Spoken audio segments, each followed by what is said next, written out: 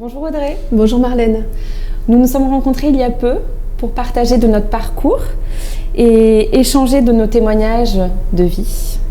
De cette rencontre est né un constat, celui que nous partageons une vision similaire de notre cancer. Tout n'est pas vain et il y a un futur. Il nous a même offert une nouvelle version de nous en nous poussant à découvrir nos ressources intérieures, ressources qui nous sont si précieuses pour parvenir à avancer et à nous reconstruire. Audrey, peux-tu nous dire qui tu es ? Donc, je suis alésienne, j'ai 40 ans, je suis maman d'un petit garçon de 3 ans et demi et maman de cœur de 2 jeunes filles de 11 et 16 ans. J'ai exercé durant près de 20 ans le métier de coiffeuse, en parallèle également le conseil en images depuis 13 ans. Très bien, quel parcours ? Que peux-tu nous dire de ton parcours médical ? Il a commencé en mai 2020 lorsqu'on m'a diagnostiqué un carcinome infiltrant de grade 3 avec une atteinte des ganglions lymphatiques du bras gauche et des métastases osseuses. Ça en est suivi un parcours de chimiothérapie massive de 9 mois, à la suite de quoi j'ai été opérée par le docteur Gutowski qui a fait des miracles en préservant une partie de mon sein. J'ai subi un curage axillaire profond de tous les ganglions lymphatiques et ça en est suivi 33 séances de radiothérapie. Suite à ce parcours médical, aujourd'hui, où en es-tu ? Je poursuis un traitement d'hormonothérapie et un protocole ciblé en hôpital de jour toutes les 3 semaines sur l'ICM. Très bien. Ce parcours qui a été périlleux, qui a été long, qui a été marqué de plusieurs pauses médicales, plusieurs diagnostics, etc. Qu'est-ce qu'il a changé dans ta vie ? Beaucoup de choses. Il m'a permis de me réinventer, de me faire davantage confiance, de percevoir la force que j'avais en moi. Et j'ai changé complètement de vie à la suite de ce diagnostic. C'est-à-dire ? Est-ce que tu peux nous en dire un peu plus sur ce changement de vie ? Oui, j'ai décidé de vendre ma société pour prendre ce temps pour moi, pour mon combat, pour ma famille, chose que je n'avais pas fait depuis longtemps, et de m'engager auprès des femmes qui sont ou qui ont été touchées par la maladie. Très bien. Qu'est-ce que ça a changé est-ce que ça a changé chez toi des choses ? Est-ce que tes émotions sont les mêmes ? Est-ce que tes émotions sont différentes ? Est-ce que ta vision de la vie est la même, différente ? Est-ce que ça a changé qui tu es ? Ça a exacerbé ce que j'étais profondément. J'ai laissé s'exprimer cette partie de moi qui avait envie d'aider les autres pour vraiment devenir qui je suis vraiment et aider les gens à travers mon parcours. Ça m'a donné des solutions et j'ai l'impression que je lis plus les autres aujourd'hui. Je sais à quel point donc, ce parcours, tu aimes le partager et tu as une façon bien à toi de le partager. Qu'est-ce que tu as déjà entamé par rapport à ce partage ? Est-ce que tu as déjà eu des initiatives ? Est-ce que tu as des projets en tête ? Oui, j'ai porté un projet avec les Amazones, association alésienne, pour permettre aux femmes qui sont ou qui ont été touchées par la maladie de se reconnecter à leur sens à travers la nage, la natation, car nous avons privatisé la piscine municipale d'Alès un samedi par mois pour pouvoir nous retrouver entre femmes pour partager un moment de détente et de bien-être. Pourquoi ce projet-là ? Pourquoi la natation ? Pourquoi avoir cette idée ? Car j'ai vécu une expérience folle qui était après mon traitement de chimiothérapie et mon opération, de me reconnecter à l'eau, car dans l'eau, il n'y a pas de douleur, on se sent légère, on ne souffre plus. Et c'était vraiment une sensation que je souhaitais pouvoir revivre. Et en me rendant à la piscine municipale pour retrouver cette sensation, je me suis sentie pas à ma place. Le regard des autres me pesait, la peur de prendre un coup au niveau de mon intervention, de mon bras, je me sentais diminuée. Et j'ai souhaité transformer cette expérience en quelque chose de joli pour les autres femmes et leur permettre de vivre ce moment de bien-être à travers la privatisation de la piscine. Elles peuvent le faire sans se soucier du regard des autres. Très belle initiative. Merci. Que je partage. Je sais que ces initiatives que tu as là dans des milieux associatifs, tu les as aussi eues dans ta vie professionnelle. Tu le disais tout à l'heure, tu as été coiffeuse, tu as vendu ton activité et aujourd'hui tu t'es réorientée vers une activité qui a du sens dans ton parcours professionnel, mais aussi ton parcours de vie. Est-ce que tu peux nous en dire plus sur ce projet? Bien sûr. Qui aujourd'hui n'est plus qu'un projet, mais réellement acté et a pris forme. Oui, tout à fait. J'ai décidé donc de réorienter ma vie professionnelle et j'ai créé mon agence de conseil en images pour toutes les femmes dans un appartement privatisé et dédié aux femmes, mais aussi pour les femmes atteintes, frappées par la maladie, qui l'ont ou qui l'ont été ou qui le sont toujours, afin de pouvoir les conseiller à travers 3 piliers fondamentaux du conseil en images, donc la morphocouleur, qui est l'étude de la colorimétrie, pour définir la palette de couleurs adaptée au teint, à la carnation, afin de pouvoir se mettre en valeur par le vêtement, le maquillage, les bijoux, les accessoires, mais aussi les perruques. La morpho-coiffure, où on définit la forme du visage pour adapter la coiffure idéale, pour valoriser les traits, illuminer le visage. Et la morpho-corps, pour se réapproprier son corps en fonction de la morphologie, pour dynamiser la silhouette, l'allure et se sentir en pleine confiance. Très bien. Donc là, ça y est, tu as ouvert un... Oui, depuis peu. Depuis peu, on peut te retrouver sur Alès? Oui, tout à fait. C'est donc au 9 avenue Marcel Cachin. L'agence s'appelle Le Neuf. Et donc, on peut me suivre sur les réseaux à Audrey Vivancos. Où je mène des actions également en partenariat avec les Amazones, où nous organisons des ateliers beauté pour les personnes qui sont adhérentes et non adhérentes de l'association, co-animées avec différents partenaires pour passer une après-midi entre femmes, échanger, profiter d'un moment de bien-être et de plaisir. Très bien. De ce que tu me dis me viennent 2 questions. La première, tu as laissé aujourd'hui une place entière à ton parcours et à cette maladie dans ta vie, puisque ça t'a permis de te réorienter professionnellement, parce que tu as des projets avec des associations, parce qu'aujourd'hui, ce que tu fais, ce que tu es, n'est pas sans lien avec ton parcours. Que dirais-tu de tes accompagnants dans ce parcours? Est-ce que ça les a marqués de la même façon?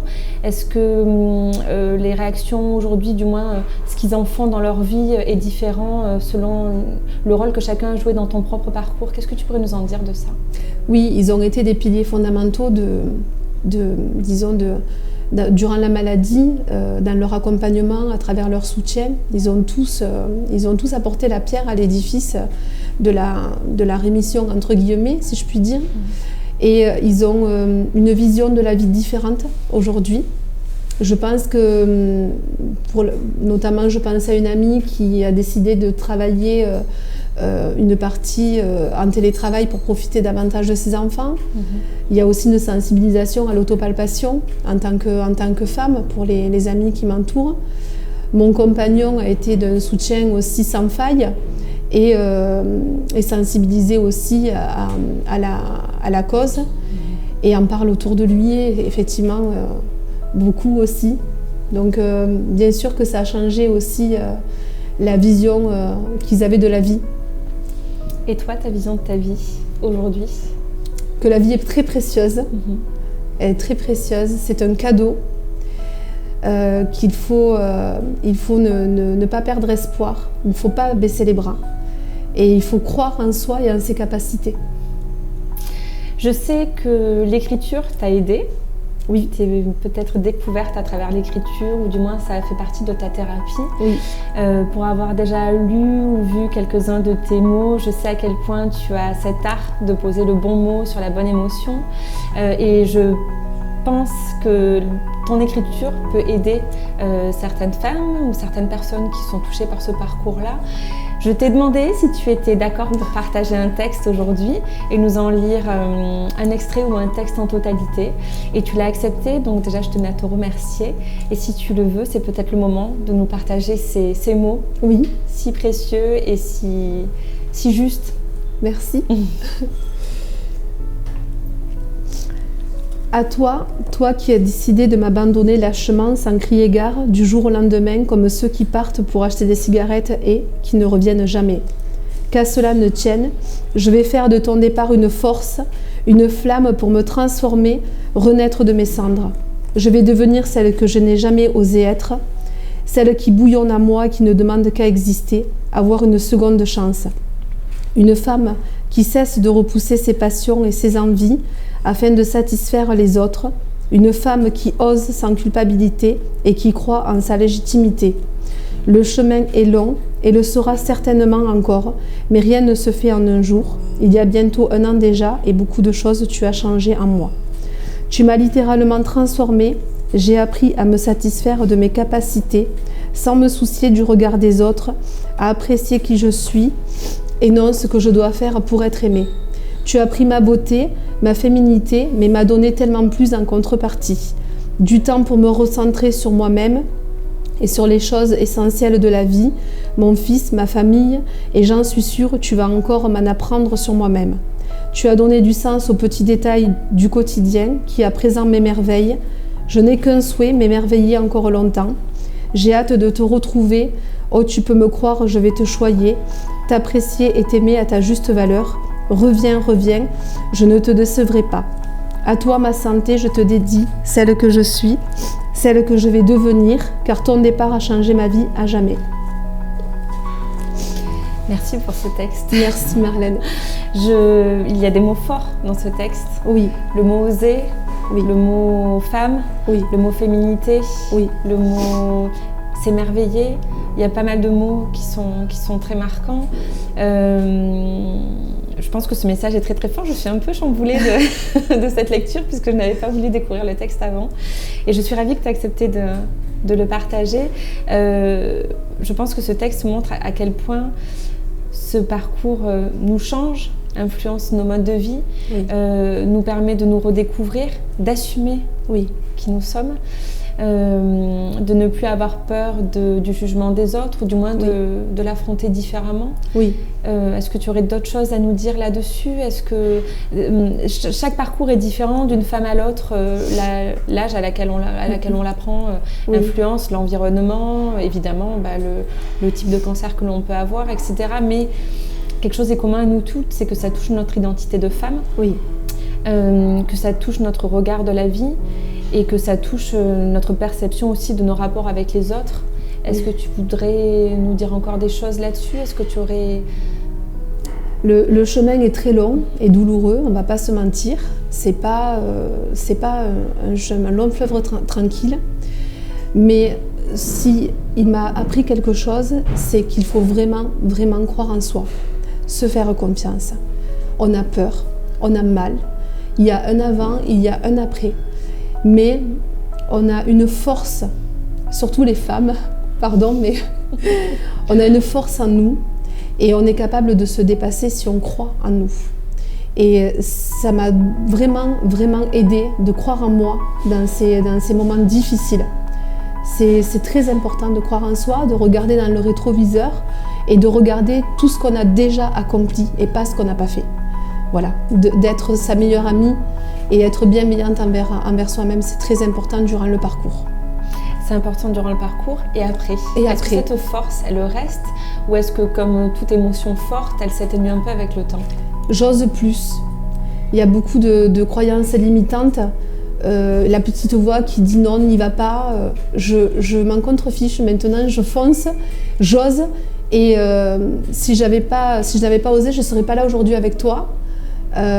Parce que on a beaucoup de peur, on a beaucoup de doutes. On cherche toujours une légitimité à ce qu'on fait, à qui l'on est. Et aujourd'hui, j'ose davantage et je me fais davantage confiance. Et ça marche, donc je le souhaite à toutes les femmes qui peuvent douter d'elles. Il faut qu'elles prennent confiance en elles. Qu'est-ce qui fait que tu as accepté de venir témoigner aujourd'hui, hormis ce que tu viens de dire, le fait d'oser, de te faire confiance ? Est-ce qu'il y avait une notion de transmission, une notion de... Qu'est-ce qui a fait que tu as accepté cette aventure-là, au-delà de toutes les autres que tu vas accepter avec nous cette année ? Oui, vraiment de transmettre. Moi, durant mon parcours, je me suis beaucoup isolée. Et je trouve que c'est important d'avoir cet accompagnement à travers différentes associations, de discuter, d'échanger, de sentir qu'on n'est pas seul, dans le combat. C'est parfois difficile de faire le premier pas, mais après on ne le regrette pas. Qu'est-ce qui fait que tu t'es isolée dans ton parcours? Tu en avais besoin ou c'est parce qu'à ce moment-là, tu n'as pas osé justement aller voir des associations, tu n'étais pas assez renseignée? Je n'étais pas assez renseignée. C'est pour ça que c'est important pour moi de porter ce message et de transmettre ces informations-là qui sont essentielles, je pense, dans le parcours de soins. Et on a une tendance à s'isoler si on n'est pas en amont renseigné, si on n'est pas au courant. On n'a pas l'énergie d'aller chercher les informations. Donc pour vraiment qu'il y ait une sensibilisation à ces associations comme Belle et Rose qui œuvrent pour accompagner et soutenir les femmes. Si on le sait avant d'être malade, je pense que c'est plus facile d'aller vers ces associations-là quand malheureusement la maladie nous frappe. Je partage pleinement.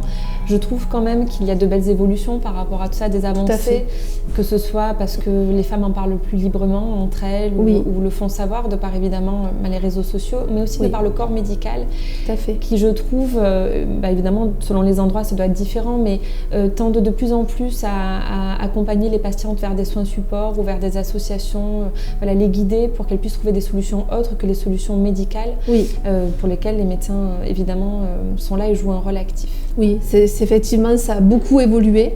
Il y a encore du travail, mais ça a beaucoup évolué. Les soins de support sont très importants dans le parcours de soins, bien sûr, avant, pendant et après, parce qu'une femme traverse beaucoup d'épreuves durant sa vie.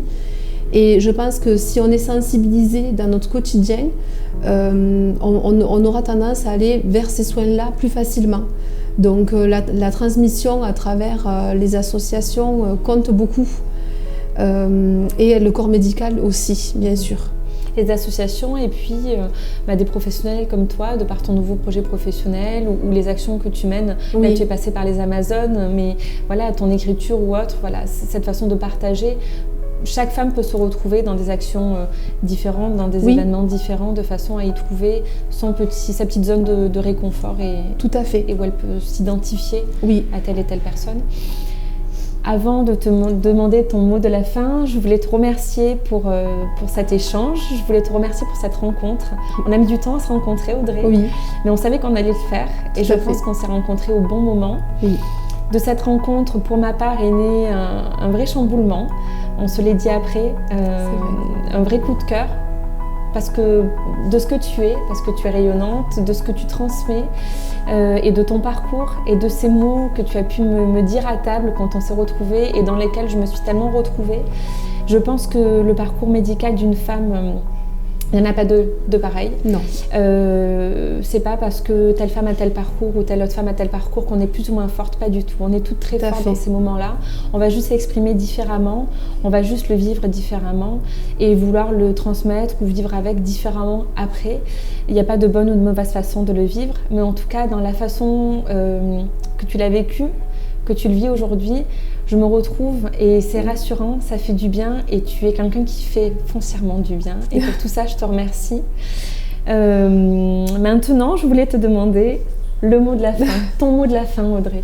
Je te remercie tout d'abord pour tous ces mots qui me touchent profondément et effectivement notre rencontre a marqué ma vie aussi, même si elle a pris du temps, elle est arrivée au bon moment et je t'en remercie. Le mot de la fin serait effectivement que toutes les femmes vivent la maladie différemment. Il n'y a pas de bonne façon ou de mauvaise façon de la vivre. On fait ce qu'on peut avec ce qui nous arrive. Mais vraiment, je mets un point important là-dessus, c'est qu'il faut se faire confiance. Il faut être indulgente envers soi. Il faut s'accorder du temps si on a besoin. Il faut savoir se reposer quand on en a besoin aussi. Et c'est de se faire confiance, c'est très important parce que ça nous permet d'être fortes face à tous ces événements qui nous traumatisent, qui nous font souffrir. Et de savoir s'entourer aussi, c'est important, de demander de l'aide quand on en a besoin. Avec des personnes comme toi ou les accompagnants, c'est très important. Et de ne pas perdre espoir.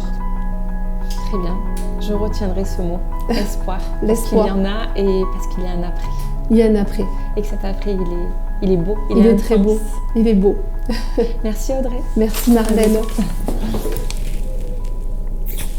Merci beaucoup. Et voilà.